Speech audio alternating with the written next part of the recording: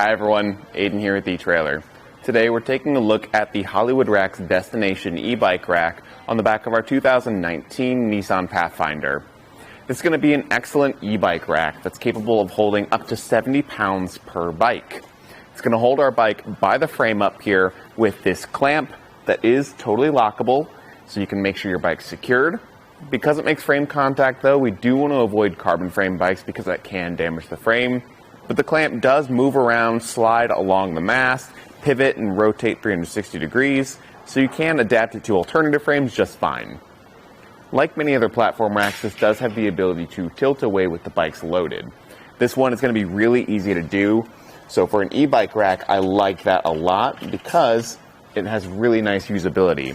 So down there underneath the mast, we've got a gray hand knob that I can loosen up and push out of the way, and that's going to unlock the tilt feature, which from the back right here, you just hold it by the mast and ease the rack down. It's really easy to do because of where that pivot point is. It doesn't put all that weight on you, so it's easy to lower down by yourself. This gives us plenty of room to open up the back hatch of our vehicle, get stuff out of the back if we need it, or just have a place to sit and change our shoes before or after our ride. I'll let this back down. Now I like this method of tilting too because it does give so much room compared to other bike racks. You've just got more room to move around and it's just more space to get your stuff out. So if you do have larger items back there, it's going to be easier to get. Now with this, you just have to tighten that hand knob back down to lock it back in place. And at this point we can get the bike unloaded. We'll start off with our wheel strap at the bottom, pressing in on the gray button on the side and releasing the ratcheting strap. There's two on the front tire and one on the rear tire. And then we can do the clamp last. Now, with this bike rack, you do have an included ramp. Now, this only attaches on the back side of the bike, and we've obviously got a wall in our way right now. I'll show you hooking it up though. Just loosen the hand knob on the back to expand it, and then it slots in near where the back tire will go, pretty sturdy.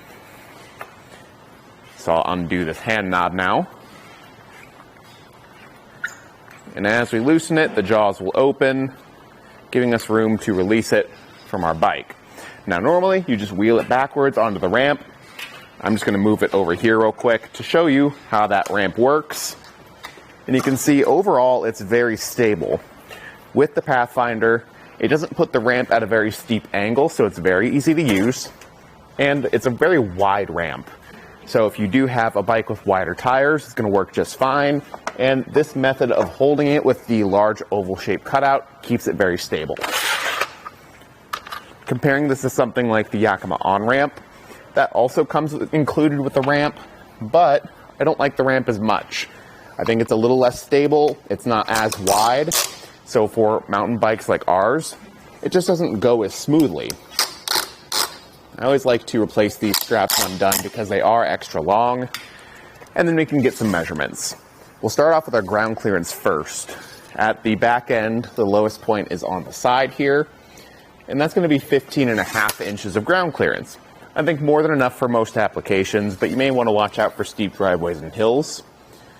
At the back of our vehicle, it is adding 30 inches. Which isn't too bad. We can save some of that space though by folding it up when the bikes aren't loaded. Just undo these rubber straps that hold our handles in place. The handles are what actually release the mast. Let us fold it down. And then we can re-engage the handles and then the straps to make sure that those handles don't pop open on their own. Once that's done, we can move towards the hitch, not quite all the way there yet, but we have a pin and retaining clip.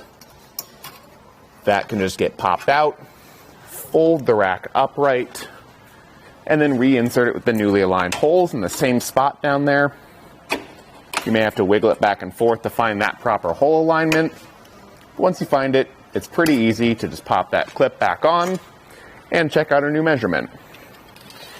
Now, from the back, the same point, it's only going to be sticking out 14 inches. So it is a lot less than half the distance that it did stick out before. And it doesn't come too close to the back either.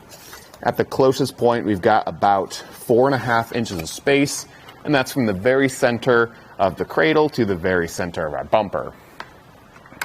Moving on down the bike rack, we've got our integrated anti-rattle knob right here, which actually binds the hitch pin in the hitch pin hole, keeping things nice and solid. It is working with our 2" by 2" receiver tube, and the hitch pin that it comes with is locking.